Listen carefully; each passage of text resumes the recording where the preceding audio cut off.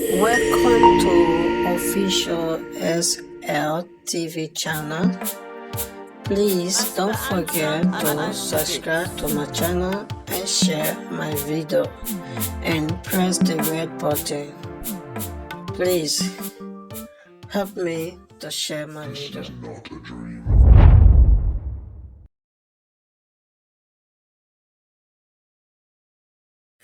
Unayeri?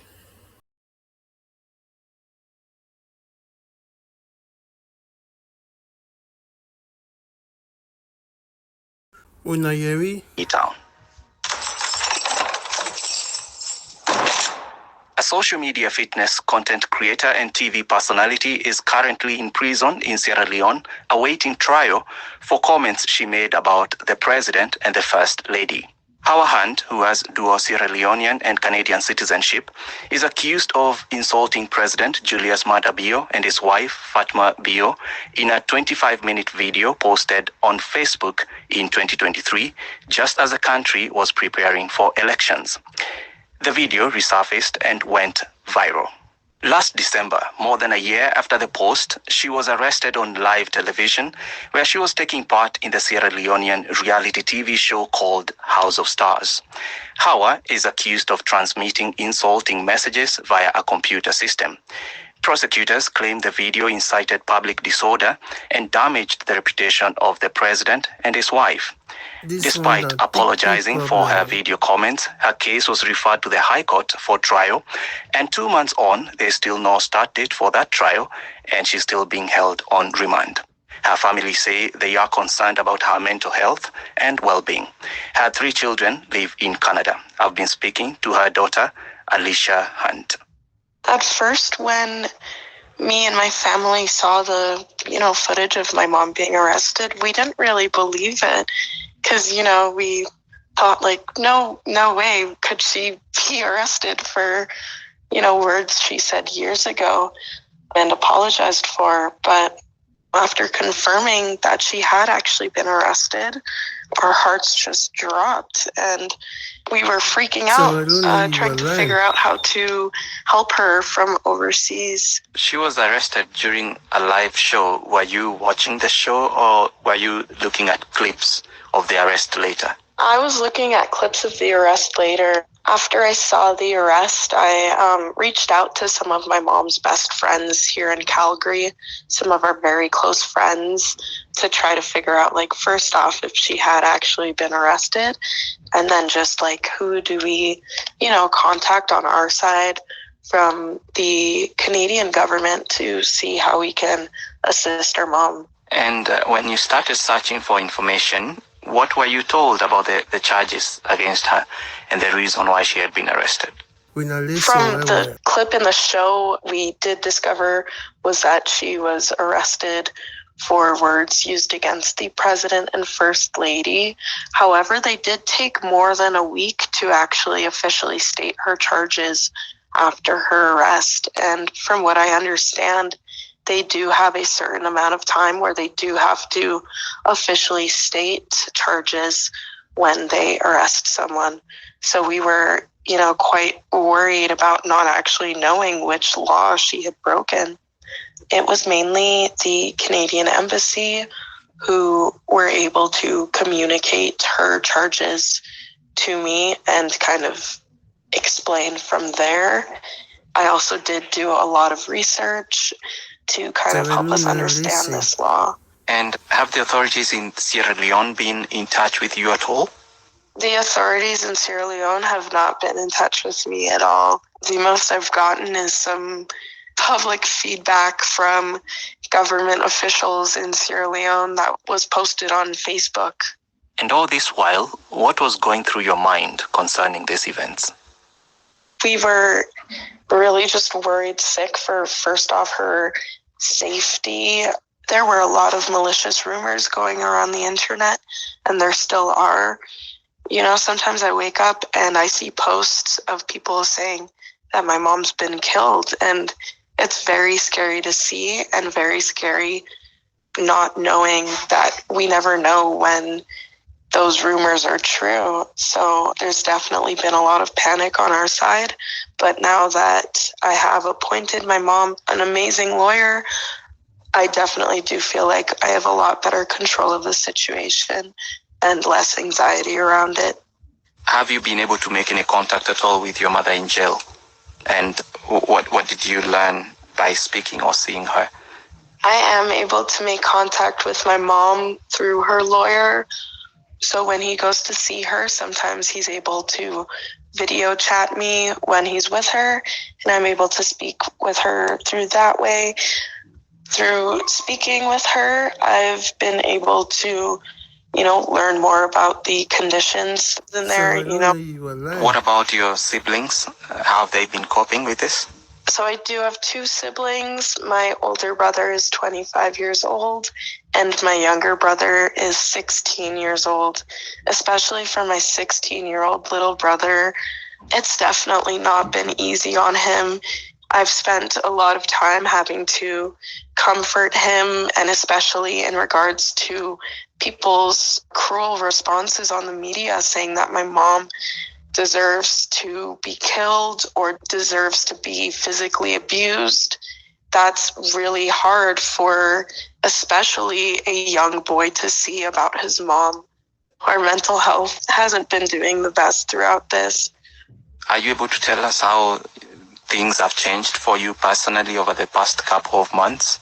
When this situation did first start, right after my mother was arrested, I did have to take about a month off of work just because of the anxiety from it all. I was barely able to be out in public without having panic attacks or just genuinely feeling scared. Since then, I have gotten back to work. I've started, hanging out with my friends again, but it did definitely affect me. Do you have any plans to go to Sierra Leone yourself and follow up on the case more closely?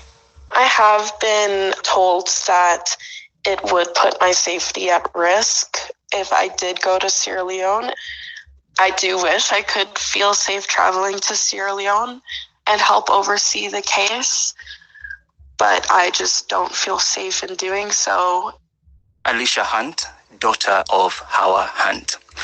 The organizers of the House of Stars reality TV show issued a plea calling for Hawa Hunt to be forgiven and describing her as a strong woman who came from abroad to support Sierra Leone's dream to promote the country's entertainment and the less privileged. Now, the charges that Hawa Hunt faces come under the Cybersecurity and Crime Act of 2021. But rights advocacy organizations, including Amnesty International, have raised concerns about the law that is being used to prosecute her. Rashid Doumbouya is a human rights lawyer and the executive director of the Christian Lawyers Center, Legal Link. He's also representing Hawa Hunt. He says the law is intended to target serious cybercrime and suppress fraud, but is also being used to criminalize free speech in the country. This all comes after Parliament amended the Public Order Act in 2020, lifting the restraint on press freedoms and free speech, which was hailed as a historic and progressive step. But Mr. Doumbouya says there have been cases of journalists, politicians, and other social media influencers and artists who have been arrested and faced prison terms because of their criticism of state actors and leaders. He says these cases should not fall under the Cybersecurity and Crime Act. It is the wrong use of the law.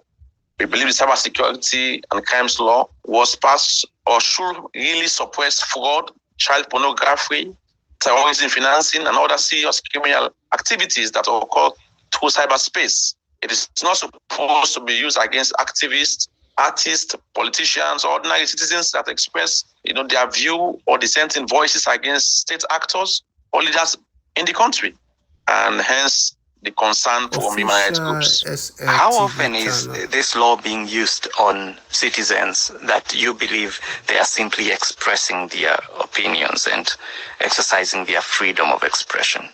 Many citizens, including activists, social media influencers, artists, have been investigated or even charged under this law due to some of their spoken words, their voice recordings, or in some instances, their social media posts against state actors. In 2020, Sierra Leone took what many called a progressive step, and that's when the president passed the Independent Media Commission Act. How do these two pieces of legislation differ? The government then did not only pass this progressive law, this amendment, but it also took a very powerful step when it repealed Part 5 of the Public Order Act of 1965, which criminalizes free speech, libel, and slander. Two progressive steps that the government took then that we saluted. And it's unfortunate that we are currently returning again to the criminal libel law era, where citizens, activists, and members of the press are criminally charged for what they say or publish against state actors. So we are saying you've passed a law, you abolished the criminal libel law, which was good, but you are having now another new law, which apparently suggests that nothing much has been done, because it has provisions that still appear to caricature the libel law that existed as far back as 1965 in our country. So why then do you think that this Independent Media Commission Act, which you're saying is progressive, why do you think it's not being implemented? So that's the question we are all don't have answers for, because we believe we pass laws to now change our attitudes and behaviors and make us more progressive and democratic in terms of response. So the IMC law exists to, at the very least, give journalists who have acted unprofessionally, a pathway to hear their case before a panel of experts who understand how to deal with them, and to provide recommendations that are civil in nature and which are much more correct in the given circumstances, because you don't need to jail somebody for saying something against you that you don't like or for making publications that you don't like. You can have civil remedies, adequate and appropriate in those circumstances. For example, the IMC can order a retraction, a public apology, and in some instances, a fine or damages. Do you think this aspect of social media is sort of presenting a new challenge in terms of putting content creators at increased risks, and also in terms of governments getting more heavy-handed in their responses? And I'm asking you because we've seen such cases happening in other countries as well. It's not just in Sierra Leone where people are getting arrested and punished for something they said about the government and posted on social media. Government should first of all understand that the social media is here to stay. So whatever they do across the world, across Africa, it will not stop people from being critical of them. They have to change their strategy, all right, in responding to criticisms and dissenting voices that come to social media. People have to speak, people have to talk, people have to express themselves. It's an inherent right, and you cannot suppress it all the way.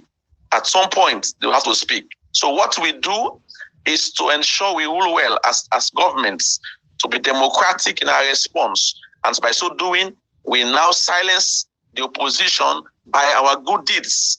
But to clamp people down, arrest them, is not the right response. Human rights lawyer Rashid Doumbouya.